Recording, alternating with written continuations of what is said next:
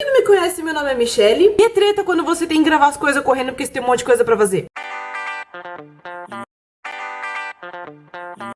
Como eu disse no vídeo anterior, vai ter o aniversário de 20 anos de Pokémon dia 27, mas como o meu cronograma de vídeos tá meio apertado, esse vídeo vai sair dia 21 mesmo. Pra comemorar isso, eu vou fazer um vídeo falando sobre uma coisa que eu sempre quis falar, na verdade, que é uma coisa que eu pesquiso bastante, apesar de parecer estranho, que são as descrições bizarras da Pokédex. Porque quando você é pequeno e você tá assistindo Pokémon, tá tudo bem, só que depois que você cresce, você começa a questionar umas coisas e perceber outras coisas que você ainda não tinha reparado. Se Pokémon fosse como a Pokédex descreve, esse anime seria pra pessoas de coração forte. Eu reuni aqui algumas descrições que eu achei interessante, mas existem muitas outras, então se vocês quiserem ir atrás depois, vocês podem ir. O primeiro Pokémon que eu vou falar é do Shedinja. O corpo duro de Shedinja não se move, nem um pouco. Na verdade, seu corpo parece ser apenas uma concha vazia. Acredita-se que esse Pokémon irá roubar a alma de quem tentar olhar na parte vazia atrás de seu corpo. Pra quem não sabe, quando você tem um Pokémon chamado Nincada, e aí você evolui ele depois do nível 20 que ele tá, ele se transforma em dois outros Pokémons, que é o Shedinja e o Ninjask. Esse Shedinja, ele é tipo inseto e fantasma. Quando você evolui o seu Nincada, aparece mais um espaço na sua party, que é o nome da onde ficam os seus Pokémons. Você só pode andar com 6, mas quando o Nincada evolui, ele vira 2, então tem mais um slot lá separado pro seu Shedinja. Eu sempre achei meio estranho ele se transformar num Pokémon fantasma que nunca se mexe, então eu acho que tá aí minha explicação por quê. Mas outra coisa estranha é que quando você lança o seu Shedinja, você está olhando pra aquele buraco que ele tem nas costas, então eu não sei bem o que acontece com o treinador dele. Uma cinta é usada pelo Machoke para manter a sua potência esmagadora sob controle. Por ser tão perigosa, nunca ninguém removeu o cinto. Parece que os músculos do Machoke, eles crescem descontroladamente se ele não tiver com esse cinto. É por isso que os braços dele têm aquelas rachaduras, assim, dos lados, porque os músculos estavam crescendo tanto que tava expandindo a pele, assim. Esse aqui eu achei muito bom. Spoink salta por aí em sua cauda. O choque de seu salto faz seu coração bater. Como resultado, esse Pokémon não se pode dar ao luxo de parar de saltar. Se parar, seu coração para também. Eu não assisti os episódios de Pokémon suficiente pra saber se no anime ele nunca para de saltar. E a gente sabe que algumas coisas são diferentes da Pokédex do game e do anime, tipo o Gyarados, que ele não voa. Mas eu lembro que eu assisti um episódio de Pokémon que tem um Spoink que ele perde aquela pérola que ele tem na cabeça. E eu não sei se ele para de saltar muito chateado, tipo, sabe quando o Pokémon faz tipo, ah, meu, perdi minha pérola, brother, sabe, alguma coisa assim, ele para de saltar. Não sei, não assisti o suficiente pra saber. Se vocês souberem, vocês comentam aqui na descrição pra mim. Não. Se vocês souberem, vocês comentam nos comentários aqui pra mim, por favor. Agora eu vou falar de uma família evolutiva inteira que eu achei muito bom. Litwick brilha uma luz que absorve a energia da vida das pessoas e de Pokémons e se torna o combustível que ele queima. Os espíritos que Lampent absorve alimentam seu fogo funesto. Funesto é uma palavra muito bizarra. Ele fica em torno dos hospitais à espera de pessoas que morrem. Se você morre lá no hospital e a sua alminha sai pela janela e tem um Lampent lá esperando a sua alma, porque ele precisa manter aquele fogo aceso. Ser consumido pelas chamas de Chandelure, eu não sei como se fala, eu já vi um cara falando Candelure, mas eu não sei se é assim, então eu vou falar Chandelure. Ser consumido pelas chamas do Chandelure queima seu espírito, deixando o corpo para trás. Quer dizer, é toda uma família evolutiva que tá tudo interligado, assim. Porque o Chandelure passa lá, aí ele pega o seu espírito e deixa o seu corpo para trás, e aí o outro fica lá esperando você morrer para pegar o seu espírito, e o outro lá, ele absorve a energia vital das pessoas e dos Pokémon.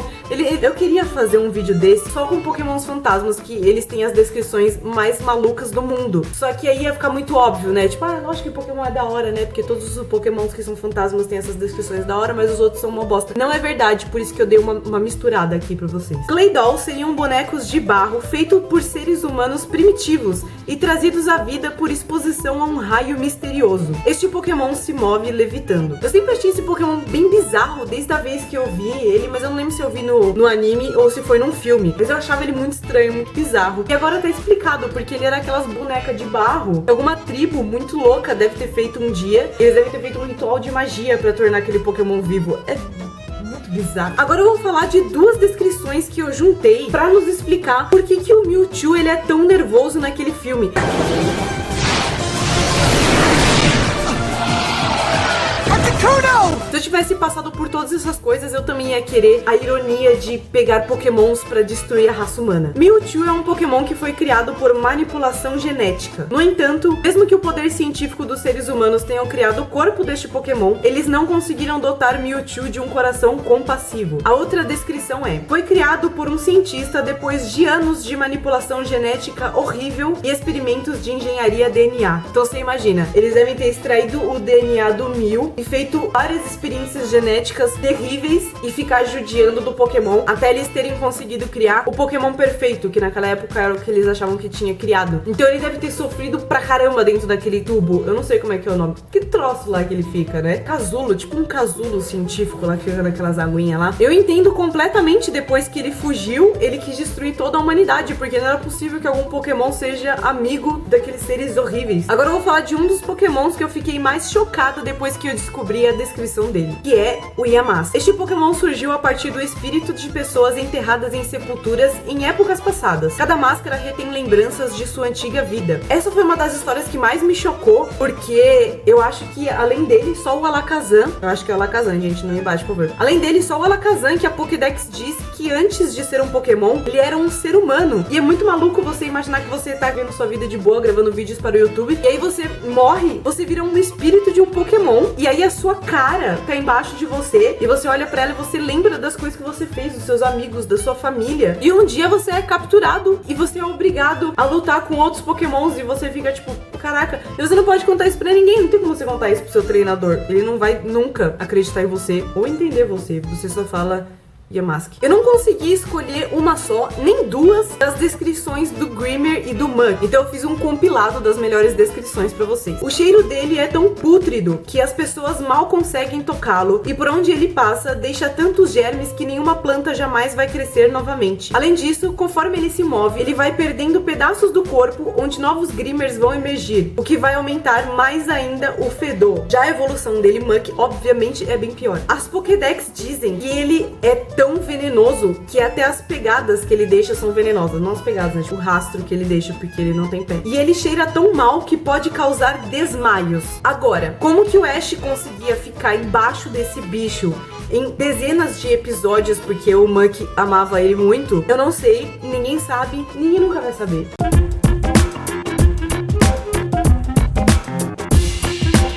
Fine, I guess I'm gonna... Nunca vai saber. Está no potinho de mistérios, junto com o porquê que ele tem 10 anos pra sempre. E é um fracassado. Porque todo mundo que sai de perto dele cresce na vida. Tipo, é tipo o emprego ruim que você sai. Você tem um emprego ruim, depois que você sai dele, você cresce na vida e você vê que era aquilo que tava empatando a sua vida. Me lembra aquela tirinha, eu adoro muito aquela tirinha em que fala assim: quando eu era criança, eu queria ser igual o Ash Ketchum. Consegui. Não sou nada na vida. Gente, como eu disse no começo do vídeo, ainda tem muitas outras histórias pra contar. Tipo a do Parasect, que ele tem a mente controlada por um parasita. Tem a Goticelli, que ela olha pro treinador dela e ela sabe quanto tempo que ele vai viver, e aí ela chora depois que ela descobre isso. Tem a história do Banette, que ele era uma boneca que foi abandonada por uma criança e ele criou vida a partir do ódio que ele sente. Então, se vocês gostaram desse vídeo, por favor... por favor, deixem o seu like e um comentário aqui pra eu saber que vocês gostaram, que aí eu faço uma segunda parte, que eu tô bem animada. Eu adoro muito Pokémon, quem me conhece sabe que eu adoro Pokémon. Eu defendo Pokémon com unhas e dentes. E compartilha nas suas redes sociais para as pessoas ficarem sabendo desses fatos interessantes. Eu, pelo menos, acho muito interessante. Me segue nas minhas redes sociais pra vocês ficarem sabendo sempre novidades que acontecem aqui no canal, quando vai ter vídeo, quando não vai ter vídeo. Por que não vai ter vídeo? Aqui na descrição tem o link dos meus parceiros pra vocês irem lá acessar, conhecer o trabalho dos caras. E até a próxima!